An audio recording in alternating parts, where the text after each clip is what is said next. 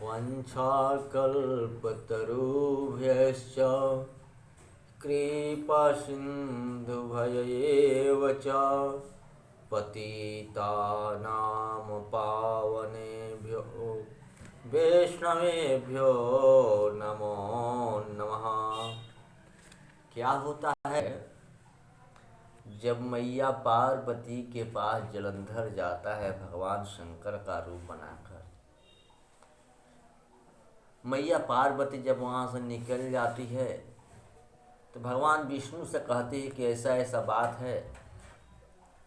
भगवान विष्णु बोलते हैं कि बोलो मैया हम क्या करें।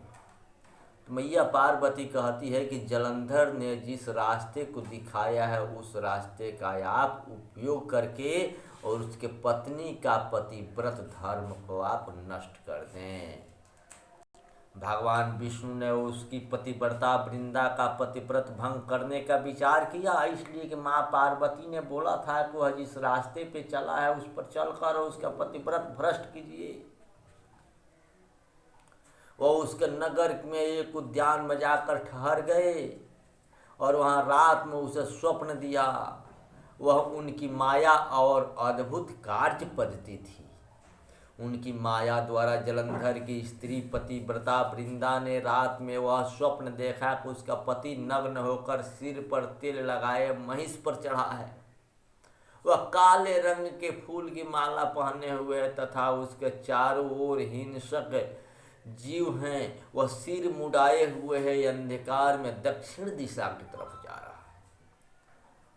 उसने अपने नगर को समुद्र में डूबा हुआ देखा और इस प्रकार से बहुत से भयानक सपने देखे। फिर तुरंत ही वह जाग गई और स्वप्न के संबंध में विचार करने लगी। इतने में उसने सूर्य को उदय होते हुए देखा तो सूर्य में उसे एक छिद्र दिखाई दिया तथा वह कांतिहीन था। सूर्य में उतनी चमक न थी। इसे उसने अनिष्ट जाना और भयभीत होकर और रोने लगी।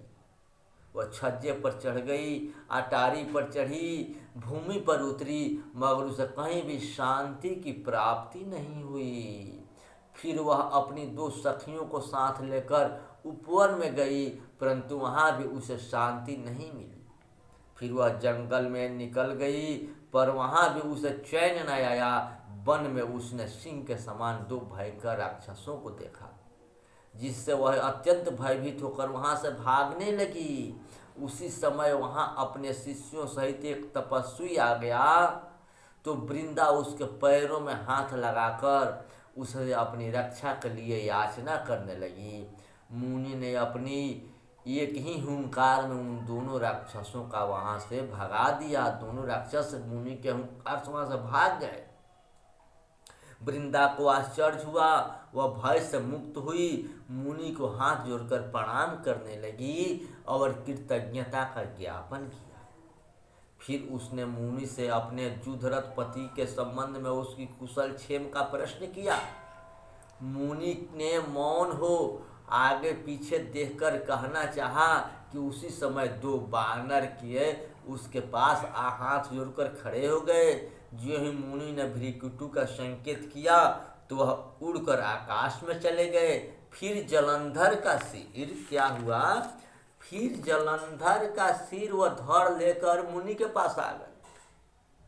तब वृंदा अपने पति को मारा जान मूर्छित होकर धरती पर गिर पड़ी और अनेक प्रकार के वचन कह दारुण विलाप करने लगी। पश्चाताप उसने मुनि जी के कहा, हे कृपानिधि, आप मेरे पति को जीवित कर दीजिए। पतिव्रता परायण दैत्य पत्नी ऐसा कहकर दुखी श्वासों को छोड़ती हुई मुनि के चरणों में गिर पड़ी। तब मुनि ने कहा, वह शिव जी द्वारा युद्ध में मारा गया है, अतः वह जीवित नहीं हो सकता, क्योंकि जिसे भगवान शंकर मार देते हैं वह कभी जीवित नहीं हो सकता। परंतु शरणागत की रक्षा सनातन धर्म है, अतः कृपा करके मैं इसे जिला देता हूँ। श्री नारद जी कहते हैं, वह मुनि साक्षात विष्णु थे। उन्होंने की यह सब माया फैलाई थी, वृंदा के पति को जीवित करके और अंतर्ध्यान हो गए। जलंधर ने उठकर वृंदा का आलिंगन किया और उसका मुंह चूमा। वृंदा भी पति को जीवित देखकर बहुत खुश हुई और तब तक हुई सब बातों को स्वप्न समझा। पश्चाताप वृंदा सकाम हो बहुत दिन तक अपने पति के साथ विहार करती रही। एक दिन उसने संभोग काल के अंत में भगवान विष्णु को पहचान लिया। तब वह उनसे प्रताड़ित करती हुई बोली, हे पर स्त्री से गमन करने वाले विष्णु, तुम्हारे शील को धिकार है। मैंने जान लिया है कि वह मायावती तपस्वी तुम ही थे। हे राजन, ऐसा कह परम युद्ध क्रुद्ध हो पतिव्रता ने अपने तेज को प्रकट करते हुए शाप दिया, जो तूने अपनी माया से 2 राक्षसों को मुझे दिखाए थे, वहीं दोनों राक्षस किसी समय तुम्हारी भी स्त्री का हरण करेंगे।